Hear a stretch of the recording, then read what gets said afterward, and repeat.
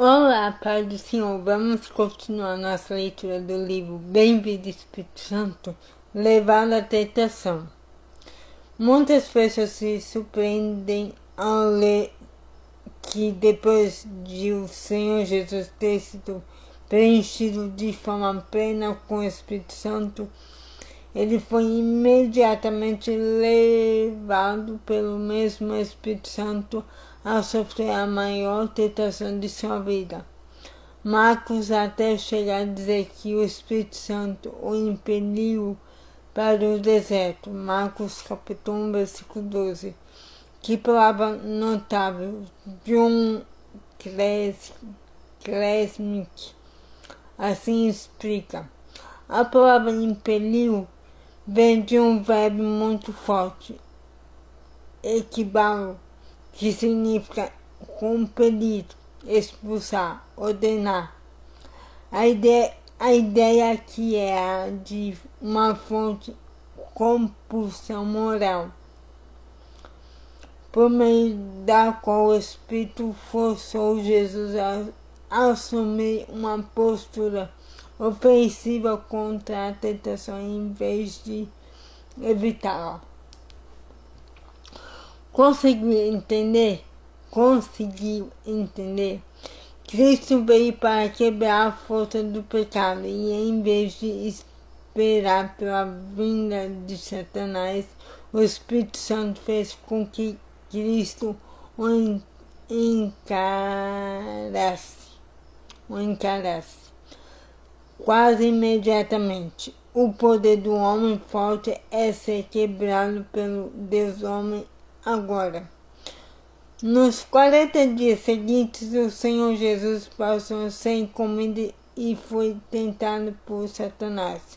Primeiro disse o diabo: se você é o Filho de Deus, manda a esta pedra que se transforme em pão. Lucas capítulo 4, versículo 3.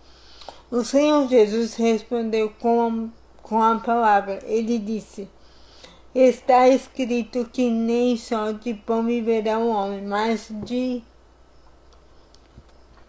toda a palavra de Deus. Lucas capítulo 4, versículo 4. Depois Satanás conduziu o Senhor Jesus até um lugar alto e mostrou para ele todos os reinos do mundo. Disse o diabo: me foram dados e posso dá-los a quem eu quiser. Então, se você me adorar, tudo será seu. Lucas capítulo 4, versículos 6 e 7. Novamente o Senhor respondeu com a palavra e declarou: vai-te para trás de mim, Satanás, porque está escrito: adorarás o Senhor teu Deus e só a ele servirás. Lucas capítulo 4, versículo 8. Finalmente o diabo levou o Senhor Jesus para Jerusalém e fez com que ele ficasse mais... O diabo levou o Senhor Jesus para Jerusalém e fez com que ele ficasse no mais alto pináculo do templo e disse: se você é filho de Deus, jogue-se daqui para baixo. Lucas capítulo 4, versículo 9. Satanás chega até a citar os Salmos 91, número 91, versículo 11. Ele dará ordens a seus anjos a seu respeito para lhe guardarem. Versículo 10. Como o Senhor Jesus respondeu? Você adivinhou? Ele usou a palavra de Deus e declarou: dito está, não ponha à prova o Senhor, o seu Deus. Versículo 12. A mesma palavra que Cristo Jesus usou naquela ocasião está disponível para você e para mim hoje. A mensagem é clara. O único modo de lidar com o massacre do tinhoso é por meio de uma vida cheia do Espírito e centrada na palavra. A palavra de Deus promete que você pode conquistar por meio de Cristo Judas capítulo 9, Romanos capítulo 8, versículos 31 ao 37. Você acha que eu de algum modo estou protegido dos ataques de Satanás? Absolutamente não, mas será que tenho poder do Espírito Santo para sair vitorioso? Absolutamente sim. Noite após noite, sempre que o Espírito do Senhor está prestes a fazer uma obra maravilhosa em nossas cruzadas, Satanás tenta de todo artifício imaginável para me distrair. Ele já tentou de tudo, desde enfraquecer o meu poder até causar um rebuliço na plateia. Ainda pior, ele já tentou sussurrar em meus ouvidos: Benny, o Senhor não está aqui hoje. Ninguém será salvo. Ninguém será curado. Não haverá bênção alguma. Foi então que chamei o Espírito Santo para vir e me ajudar. Então o Senhor retornou para Galileia no poder do Espírito, e por toda aquela região se espalhou a sua fama.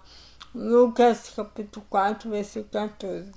Ele tinha lutado e vencido Satanás. Lembre-se, se você confiar no poder do Espírito Santo, como fez Cristo, mesmo em meio à tentação, você vencerá no poder dele, saindo pronto e preparado para a vida e para o ministério. Foi com esse mesmo poder que o Senhor deu início ao seu ministério na sinagoga de Nazaré, cidade onde fora criado. No sabete, como era o costume da época, as pessoas se apresentavam para ler um pergaminho que lhes era passado. Naquele dia ao Senhor Jesus foram dados os escritos de Isaías. Ao desenrolar o pergaminho, ele localizou a passagem que dizia Isaías 61, versículos 1 e 2. O Espírito do Senhor está sobre mim, porque ele me ungiu para pregar boas novas aos pobres. Ele me enviou para proclamar liberdade aos presos e recuperação da vista aos cegos, para libertar os oprimidos e proclamar o ano da graça do Senhor. Lucas capítulo 4, versículo 19.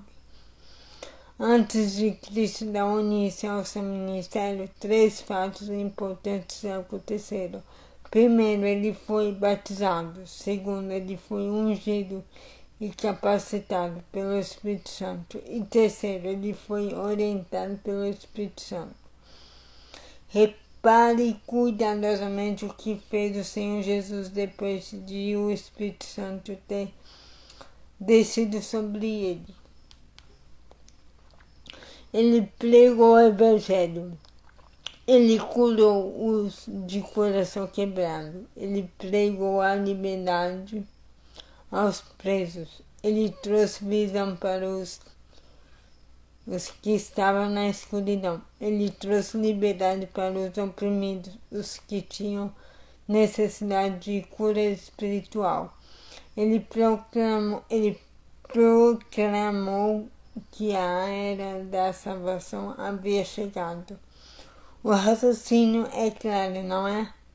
Se o Salvador fez todas essas coisas depois de o Espírito Santo tê-lo preparado, como mais não poderemos? Quando o mestre terminou de ler na sinagoga, ele enrolou os pergaminhos e os devolveu ao ajudante. Então, enquanto todos ainda o olhavam, disse o Senhor. Hoje se cumpriu a escritura que vocês acabaram de ouvir. Versículo 21. Jesus Cristo, como Deus, não precisava de unção. Ele era e é a fonte da bênção. Mas Cristo, o homem, era totalmente dependente do poder do Espírito Santo. Sem esse poder, ele não serviria para realizar a sua missão. Então a leitura de hoje é essa. Tenha um excelente dia abençoado. Que Deus abençoe sua vida. Em nome de Jesus. Amém.